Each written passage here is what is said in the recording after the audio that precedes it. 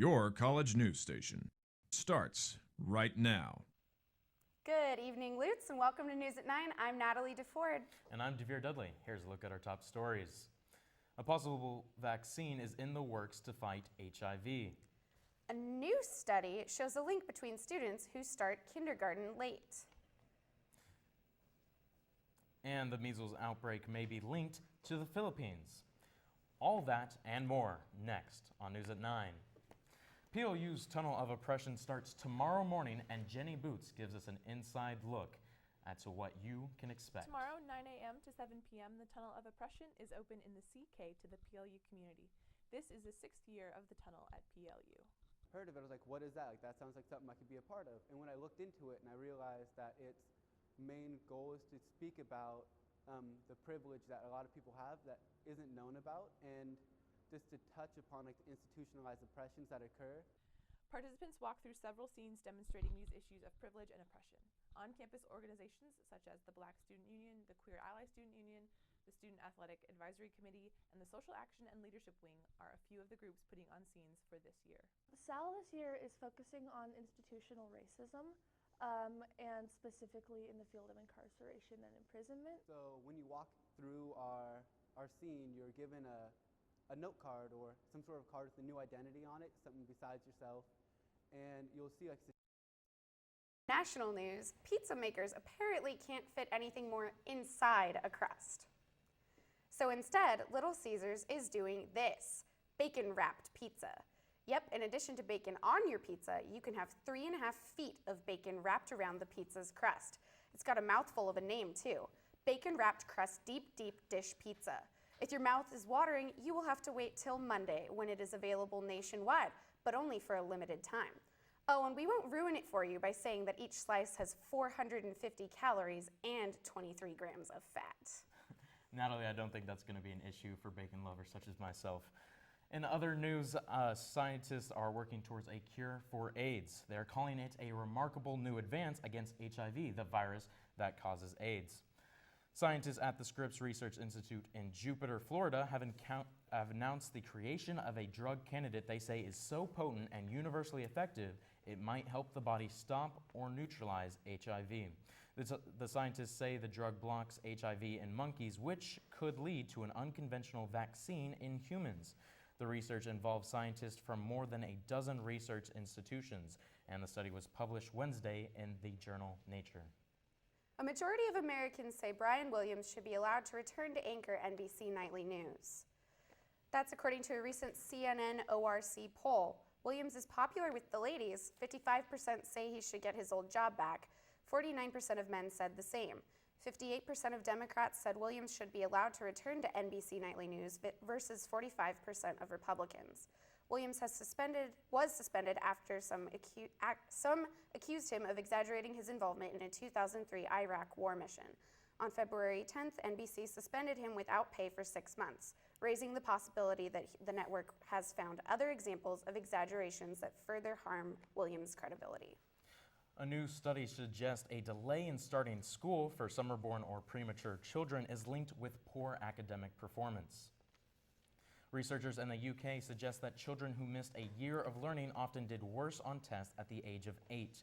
The research team studied nearly 1,000 children. They looked at teachers' assessments of the child's first year of school, then compared those results to standardized reading, writing, and math tests when the child reached 8. According to the study, missing 1 year of learning was associated with poor average test performance. The study was published in the Journal of Developmental Medicine and Child Neurology. It's a rough time for kids.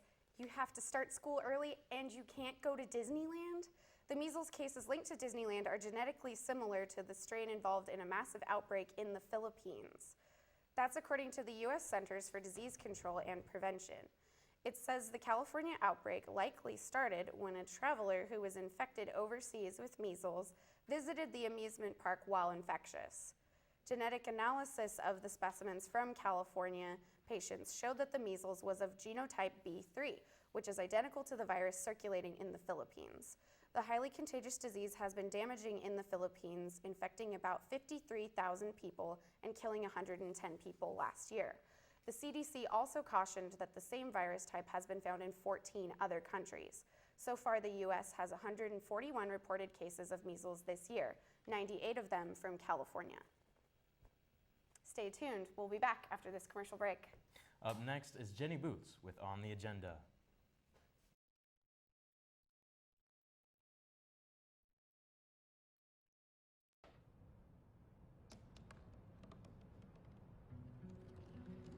They said I couldn't dream. Called me a piece of trash and swore that's all I'd ever be.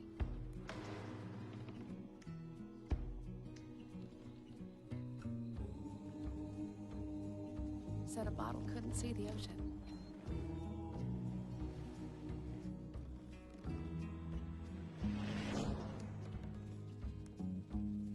Give up. Go back to the dumpster.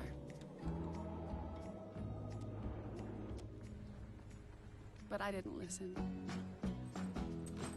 I made my way.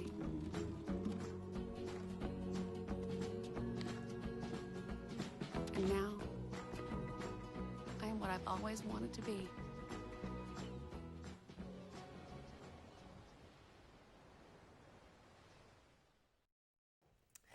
Thanks, Natalie and Devere. Hello, Lutz. I'm Jenny Boots, and this is On the Agenda. This weekend has been a busy one with Lutz getting into the swing of classes. We've been pretty lucky here on the West Coast, sunshine and warm weather, which has made this February one of the nicest on record. Unfortunately, our friends across the country have not had such luck. This President's Day weekend was termed Snowmageddon, which brought record snowfall and low temperatures across the East Coast and into the Midwest. Even though the sun has shined on us this past weekend, crowds have headed to the theaters to catch the movie premiere of the worldwide phenomenon 50 Shades of Grey. The film has been met with ripe criticism from domestic abuse prevention groups, saying that the movie promotes intimate partner violence. The movie follows the story of two people who meet and begin a steamy BDSM relationship. No matter what you believe, the conversation has been started. And that's been a theme around campus this weekend, as today was an exciting day here at PLU. Our campus welcomed award-winning filmmaker Jahan Nujaim to meet, greet, and share her story with our community. She is the eye behind the documentary The Square, which follows Egyptian revolutionaries as they rally for a new democratic Egyptian state in Tahrir Square. My colleague Matt Salzano spent the day with her, snapping photos and listening to her speak. Welcome, Matt. Thank you, Jenny. It was a pleasure to spend the day following Jahan Nujaim around to her events. She began with a luncheon in the Scandinavian Cultural Center put on by the Wong Center. The Wong Center facilitated viewing groups of students, faculty, and staff. If they viewed the film The Square, which Jahan Nujaim came to lecture on today, they could get a snack bag and also be invited to an exclusive luncheon, including Jahan herself, and ask some questions. Students seemed very excited, asked some great questions, and all of them attended the lecture, we sure hope. Next, Jahan attended a press conference in the lobby of Ingram for Joanne Lazowski's Communication 344 Multimedia Research and Reporting course. Students asked her questions about her filmmaking career, including what's next for Ms. Nujaim. Ms. Nujaim is currently 6 months pregnant, so once she is back on her feet and back in the filmmaking field, she plans on doing a film on ISIS and the Sony hacks and how they play into cybersecurity. Next, Ms. Nujaim headed to a Women in Gender Studies classroom. Here, she talked about her documentary, Solar Mamas, with Women in Gender Studies students. This was an interesting conversation because it was rather fresh. It focused on women and throughout international culture and their roles. Something different in a day that largely surrounded the Egyptian Revolution. Finally, the day ended with her lecture in the Karen Hilly Phillips Center at 7:30 p.m. to a very full audience. It was definitely the lecture Lutz had been waiting for, very full, really exciting. Having spent the whole day with her, it was still really informative, which was interesting to me. She said a lot of really great things. The lecture is in honor of former ambassador to Libya, Chris Stevens, and she really spoke to the power standing up to injustice has. So one quote that really stood out for me from her lecture is that, "Your refusal to turn a blind eye to injustice makes a difference." Thank you, Matt. So I'm curious, what do you think this means to the PLU students and our community in general to have someone of such acclaim and accomplishment? I think it really, it adds some legitimacy or something to our university. It really makes students excited to go to PLU, to know that they are prestigious enough to host someone of this, I don't want to say glamour, that's not the right word, but like she's an expert in her field. She's a fantastic filmmaker, and I think it really adds some credibility and makes students excited to go here. As a communication student myself who just finished a documentary with some of the team here, it was really exciting to listen to her and see what that looks like as a professional and not just as a student. So I think it really helps PLU students get energized about what they're doing, about their vocation and their passions and following that. Yeah, absolutely. And well, you spent like the whole day with her. So what are your, I mean, what is she like? What do you think?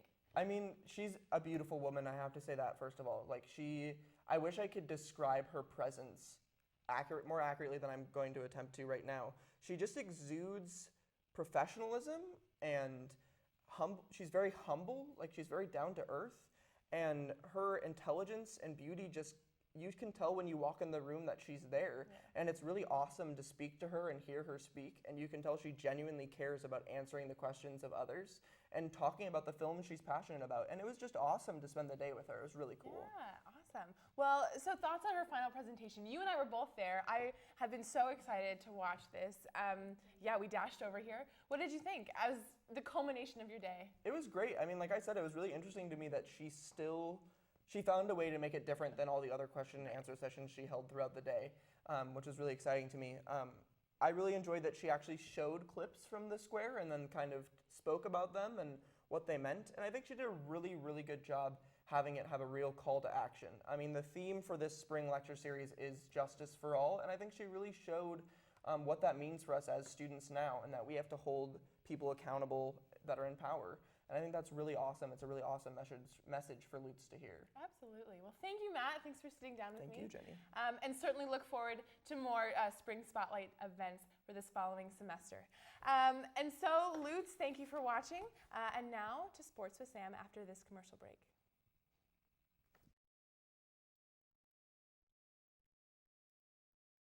It's on us to stop sexual assault. To get in the way before it happens. To get a friend home safe. And to not blame the victim. It's on us. To look out for each other. To not look the other way. It's on us to stand up. To step in. To take responsibility. It's on us, all of us. To stop sexual assault. Learn how and take the pledge at itsonus.org.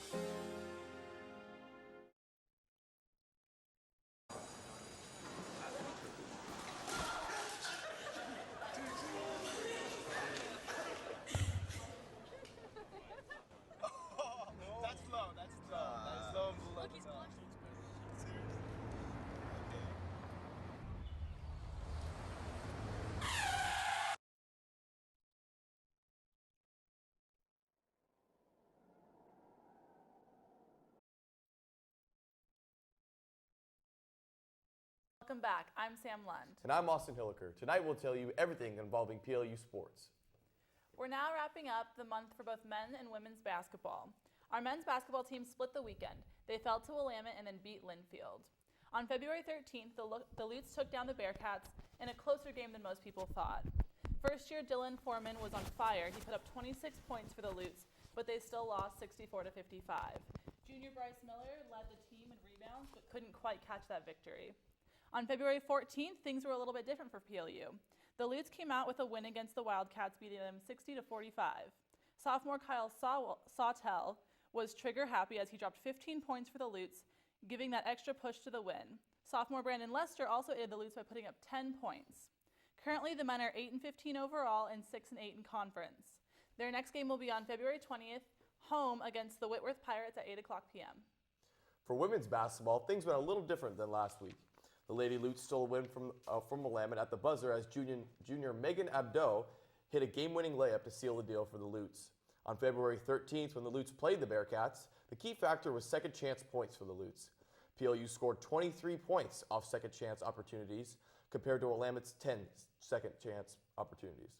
Not only did Megan Abdo hit the game-winning layup, she also led the Lady Lutes with 14 points, 2 rebounds, and 4 assists. The final score of the game was 65-64. On February 14th, the Lutes took on Linfield and unfortunately fell short this time. The Lutes were outdone by the Wildcats in almost every category as the final score was 79-53 in favor of Linfield. Again, junior Megan Abdo had the best performance for the Lutes, but it just wasn't enough to get the win. The women's basketball is now 5-18 overall and 2-12 in conference. The team looks to bounce back on February 20th when they take on the Whitworth Pirates at Olson Gym, 6 o'clock. Our men and women's swim teams had easily the most impressive seasons this year. The men's team took third place overall in the Northwest Conference Championships, and the women's team, for the second year in a row, took the first place trophy, not award. 21 records were broken during the three-day event. For the men, some impressive performances included junior Joseph Balley's 200-meter breaststroke event, in which he clocked the NCAA B qualifying time of 2 minutes 5 in 5.05 seconds. In addition, sophomore Matthew Weir broke the 200-meter butterfly school record with a time of 1:52.01.